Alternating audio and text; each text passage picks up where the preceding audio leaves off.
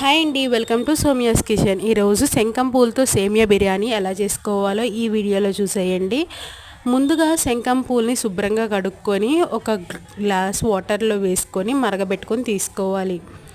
ఇప్పుడు స్టవ్ వెలిగించుకొని బాండీ పెట్టేసుకొని 1 టేబుల్ స్పూన్ నెయ్యి వేసుకొని హోల్ గరం మసాలా వేసుకోవాలి. ఇప్పుడు దీంట్లోకి మనకి నచ్చిన వెజిటేబుల్స్ ఏయని యాడ్ చేసుకోవాలి. నేను ఇక్కడ ఆనియన్స్, పచ్చిమిరపకాయలు, క్యారెట్, ఫ్రెంచ్ బీన్స్ యాడ్ చేసుకున్నాను. ఇది 1 నిమిషం పాటు ఫ్రై చేసుకున్న తర్వాత దీంట్లోకి 1 టేబుల్ స్పూన్ అల్లం వెల్లుల్లిపాయ పేస్ట్ వేసుకొని ఆ పచ్చి వాసన పోయాక మన టేస్ట్కి తగినట్టు ఉప్పు, కొంచెం కొత్తిమీర, కొంచెం పుదీనా వేసుకొని 1 నిమిషం పాటు ఫ్రై చేసుకోవాలి.